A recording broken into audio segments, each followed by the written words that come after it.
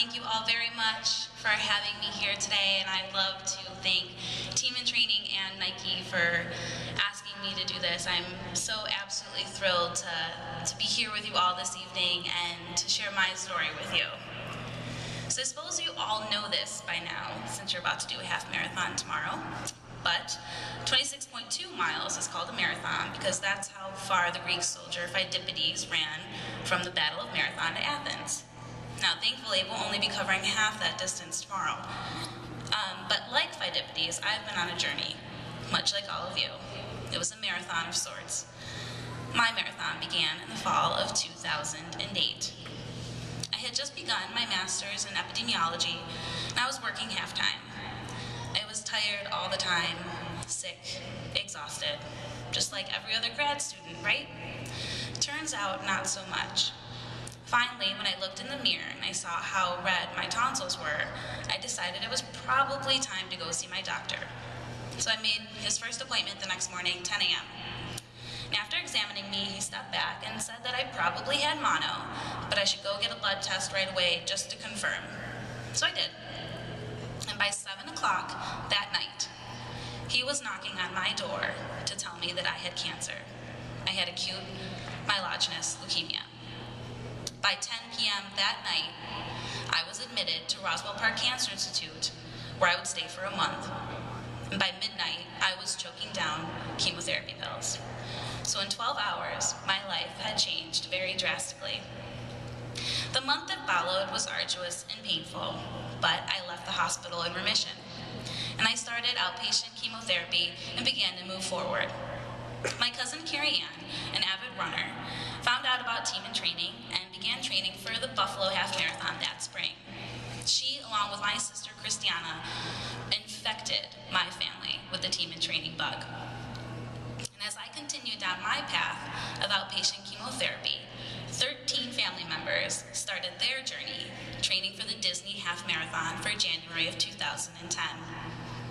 When we left for Disney, I was 14 months into outpatient chemotherapy and things were going pretty well. I was still in remission, I was feeling good enough to go on the trip, and I was so excited. I will never, ever forget walking into that inspiration dinner, a scene so very similar to this. I'll never forget the emotions I felt, the hope, the inspiration, the excitement, how amazing that room was. And those feelings are here tonight. Watching the race that day, I was filled with so many more emotions. I was so proud of my family for all the money they raised, how hard they had trained, and how hard they worked to be there. And I was so happy that I was doing so well. But most of all, I was incredibly inspired, watching as one by one, each Team in Training participant ran past me step by step, one step closer to a cure. That was a very high moment on my journey, a moment that I would cherish throughout the rest of my marathon. Unfortunately, a low on my journey happened the day after we returned from Disney. I hit the wall, as some runners might say. A few days after returning home, I learned that I had relapsed and that I would need a bone marrow transplant. I was very, very lucky to have a donor in the registry named Jesse, and I'm very excited. Next weekend, we're actually going to meet for the first time.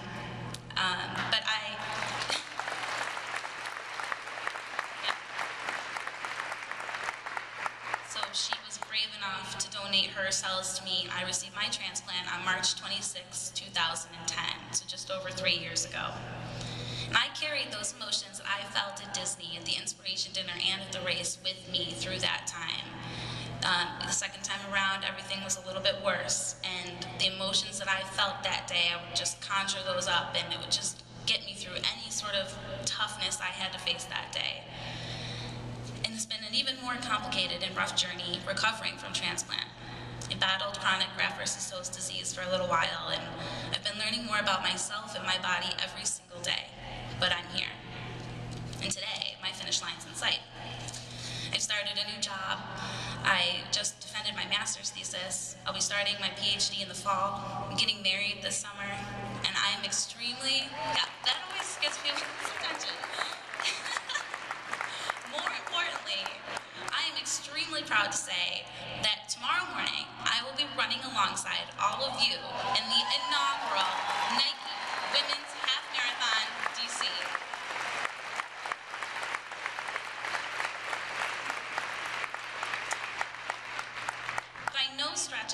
imagination, would any of this have been possible without the endless support that I've received from my family, my friends, my community, and most importantly, the Leukemia and Lymphoma Society.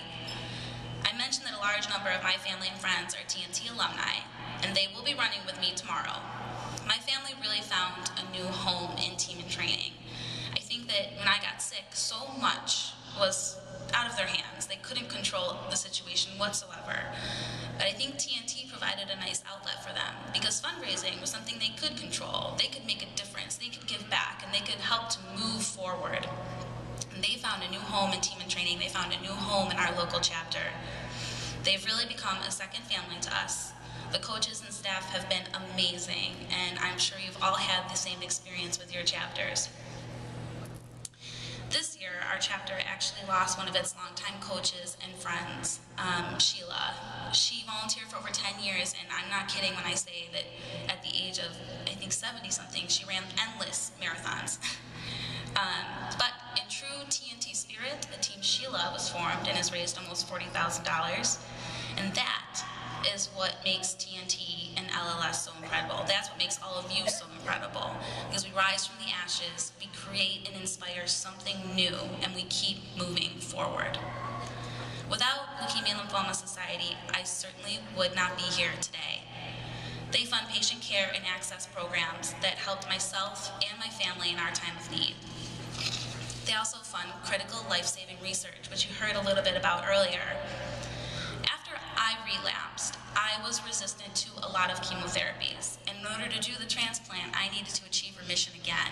So I was actually given an antibody therapy that had only been on the market for 5 years. That was the only thing that was going to do the trick. 5 years. And it worked. They were able to get me in remission and give me the transplant. So if I had been diagnosed 5 years before that, that drug would not have existed. And guess who funded that drug? The Leukemia and Lymphoma Society. And guess who funded the Leukemia and Lymphoma Society? You guys did. So thank you.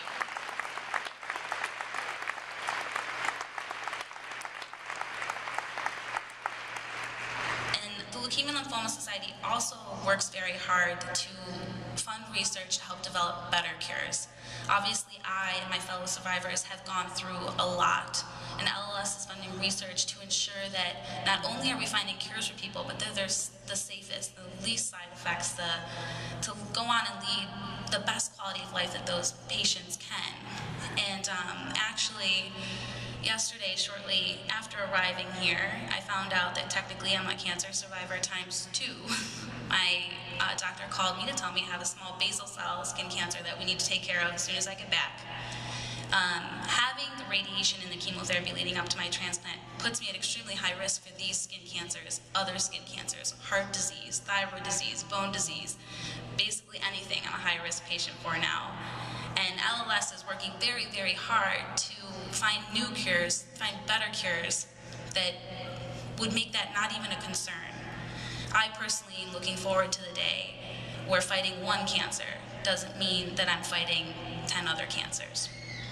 And in fact, that's what I plan to do my doctoral dissertation on, the latent effects of chemotherapy and radiation. So LLS is working hard to ensure that every patient has their cure, first of all, and that that cure is the best cure. It's the safest cure, and it's the most efficacious cure for that patient. And they're only able to do this because all of you have spent so much time and worked so hard to raise these funds. I want to say this one more time, and I'll probably say it 10 more, but it's extremely important. I would not be standing here in front of you today without all of you. You have all directly contributed to my survival, to my cure. So thank you.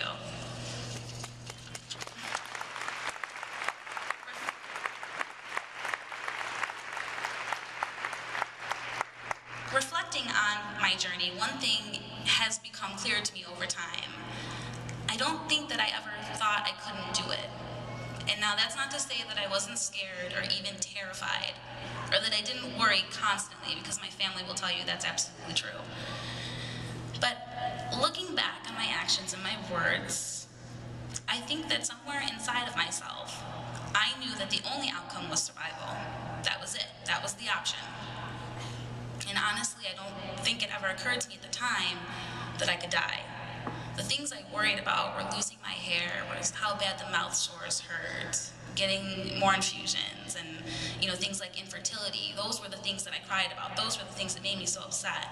I don't think I really realized the mortality of the situation at the time. And I think a large part of that was probably denial and naivete.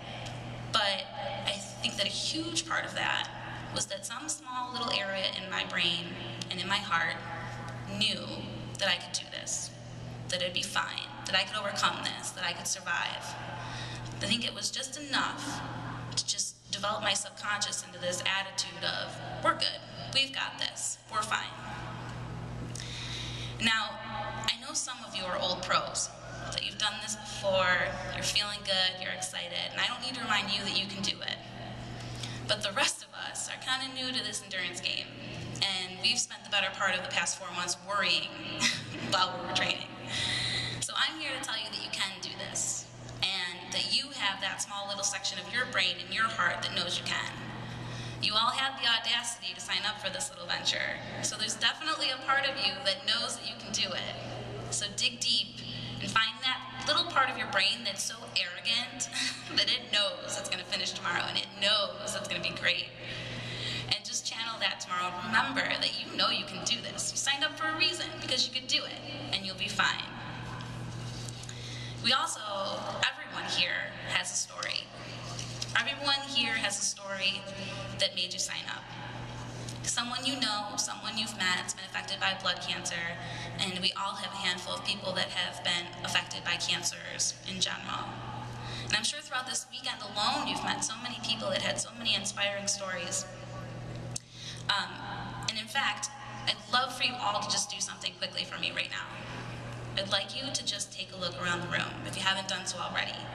Do like a complete 360. This is an amazing group of people. This is a group of dedicated, inspired, strong people. And you're probably thinking, yeah, that's a lot of people. That's nice. No, you're wrong. This is over 2,000 people that believe in the same thing you believe in. They believe in goodwill. They believe in strength. They believe in honor. They believe in faith. They believe in you. They believe in each other. They believe in their coaches. Most of all, they believe in a cure.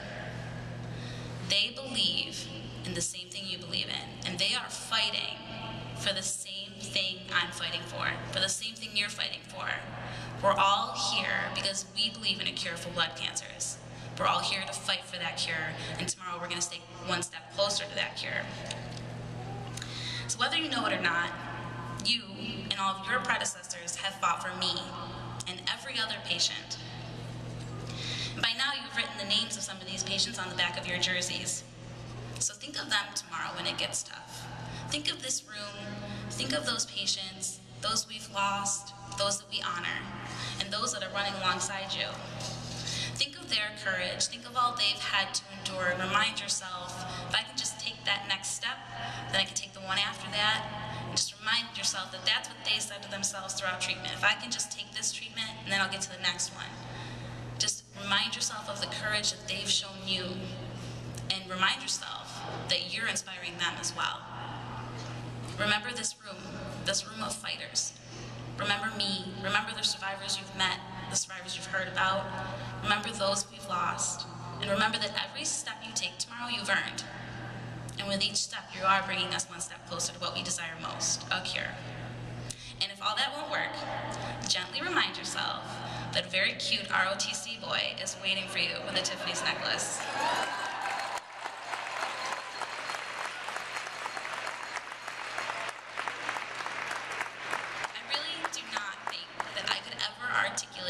The gratitude that I have for each and every one of you. Without you, I and many other survivors would not be here today. You, 2,300 of you, I mean, that's a lot, but that's it when you're talking about $6 million between 2,300 people. That is an accomplishment. These funds are desperately needed, and they'll change the lives of many, many patients. You right here, right now, are making a difference. You're impacting cancer research, you're funding cures, and tomorrow we run DC, a sea of purple, inspiring those around us to join the fight, and all the while getting 13.1 miles closer to a cure. So tomorrow, I run for hope. Hope that one day no person will have to go through what I went through to find a cure. Hope that one day cancer will not carry the negative connotation it does today. Hope that each step that I take is a step toward a cure. I run for life, the life that you and the Leukemia and Lymphoma Society have helped to give back to me and my family. I run because I can. Because you, all of you, have made it possible that I can. And lastly, I'm going to say it again. I would not be here today if it were not for all of you. So thank you so much for your hard work and dedication to the Leukemia and Lymphoma Society. And tomorrow, we take